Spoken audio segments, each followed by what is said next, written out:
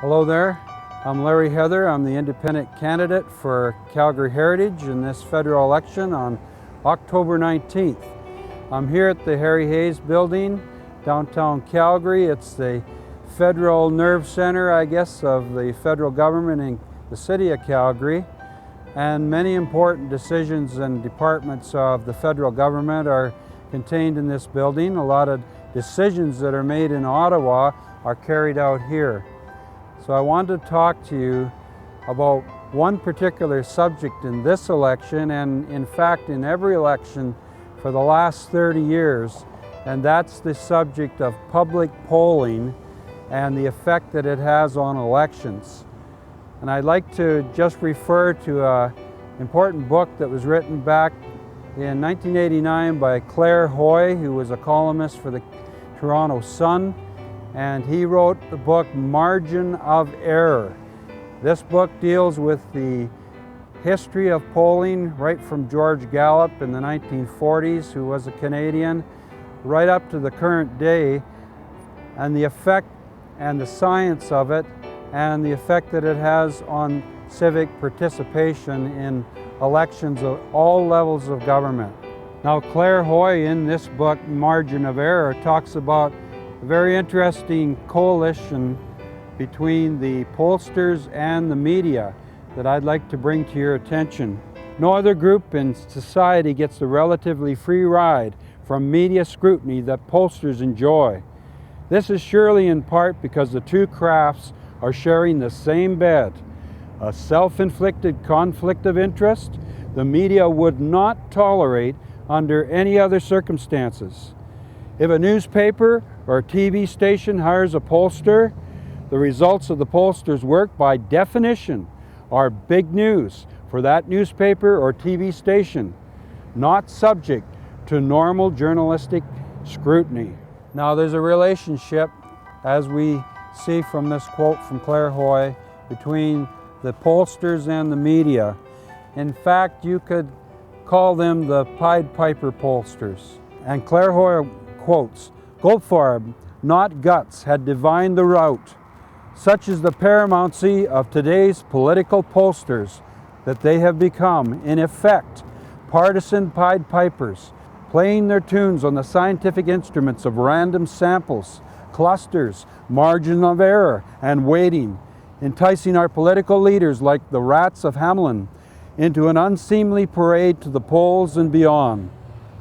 Polling methodology has replaced ideology as the new god of politics."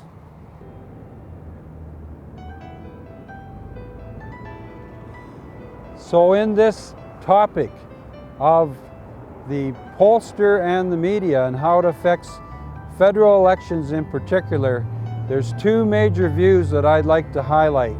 Pollsters in the media choose which polls to quote. They are addicted by the power and ability to manipulate the masses in the direction they want them to go. Or the second view, how about the masses themselves? How about the individuals that comprise those masses? The masses themselves may be seeking a diversion from the hardships of living life by their own will. Call upon the media to provide them with elusive showmanship by which personal responsibility in life can be divested or forgotten. Now, when we think in terms of communication, we're generally thinking about two-way communication. But is that really true about the media that we are exposed to in a federal election? What in fact is the media giving to us, and what do we return to it? Is the media in fact speech without response? What if the media's actual modern day effect was to manufacture non-communication? If in fact communication is defined as a two-way exchange. Now, this effect of two-way communication that we should be getting from our media, it's quite different. What if we're actually forbidden to give feedback to the media in the mass medium? Most mass media in our age forbids a response, thus rendering the possibility of exchange impossible. The facts are brutal.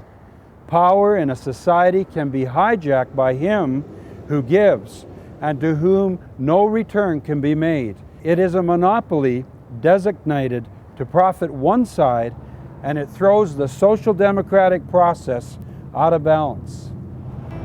So what's happening during a federal election with the media, what we're getting on the election? In this one, we supposedly have a three-way race that's been tight for over a month and a half.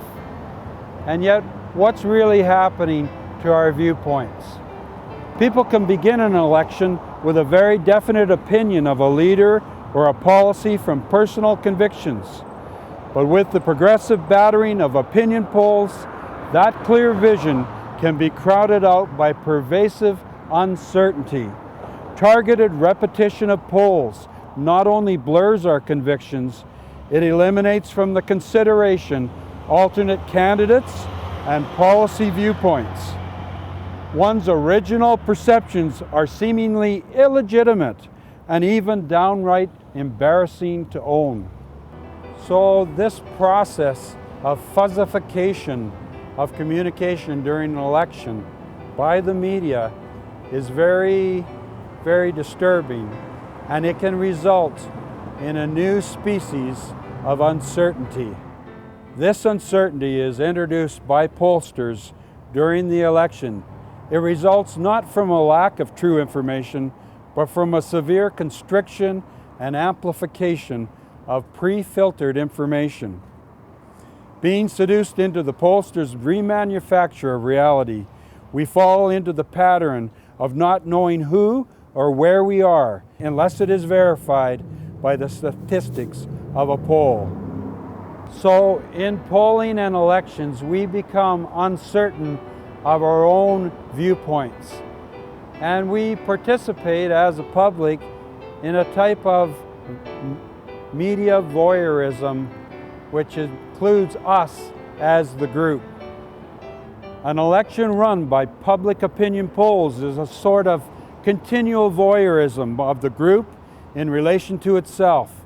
The groupthink must know at all times what it wants and what its thoughts are, a sort of decisional hypochondria. In this state, true social conversation ceases. The masses have no opinion of their own, and the media does not truly inform them. The political arena as a public space is effectively destroyed. So in effect, what we see is the shrinking of our democracy, our democratic participation, by the overdominance and even the obliteration of polling during the federal election campaign. For 72 hours before the poll, we're not allowed to have a public opinion poll published in Canada. I personally believe it should be the entire election campaign period. In a way, opinion polling is a symbolic murder of the political class. Unconsciously, the masses can derive pleasure by the malicious foretelling of the polls, which throw all real individual perceptions into uncertainty and chaos. On the other hand, this is why elections are so emotionally draining on the public. All sense of stability is continuously plucked from under our noses by the next poll. Many whose emotional energy is spent on elections of the past drop out of the process completely and never vote. Others are still going to reluctantly trudge to the polls to do their democratic duty, but not with the joy that should be in their hearts. You know, we see here the crest of the nation of Canada, and it says on the bottom in Latin, "From sea to sea."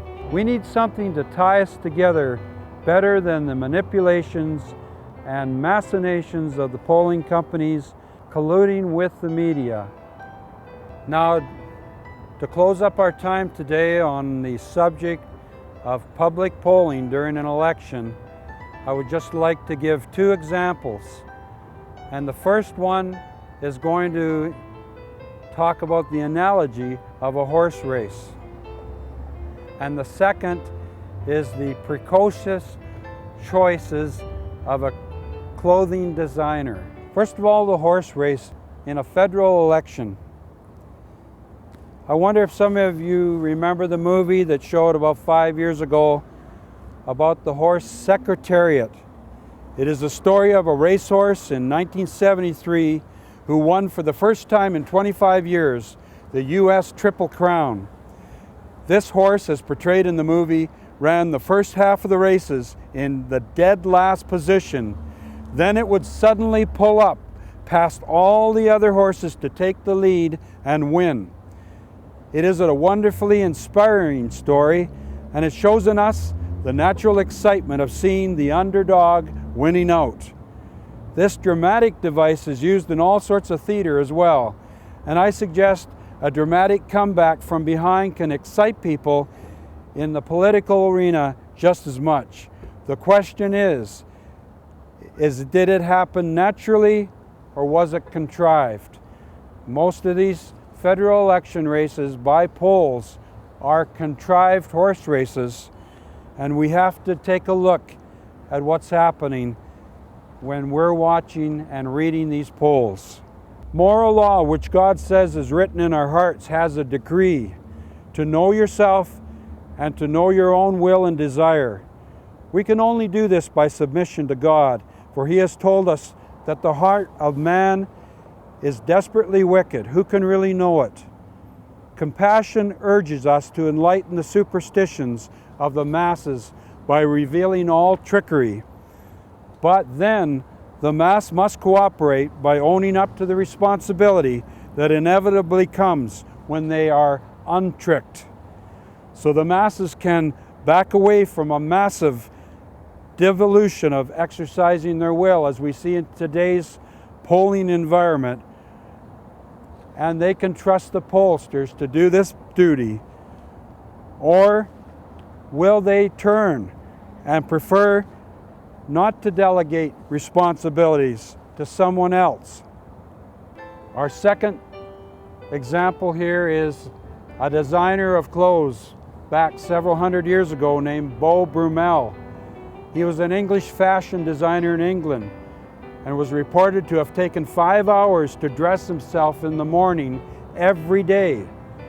He had a servant for just such a problem of indecision. Before a splendid landscape dotted with beautiful lakes, he turned to his valet to ask him, "Which lake do I prefer?"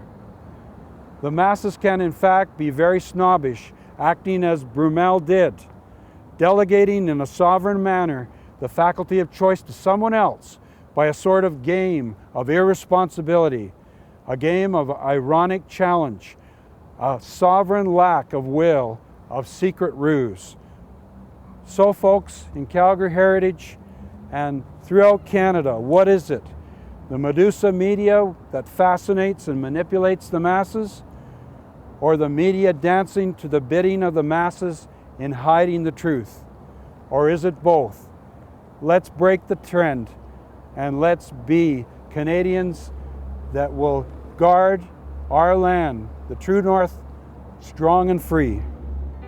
So that's just one of the many issues in this federal campaign.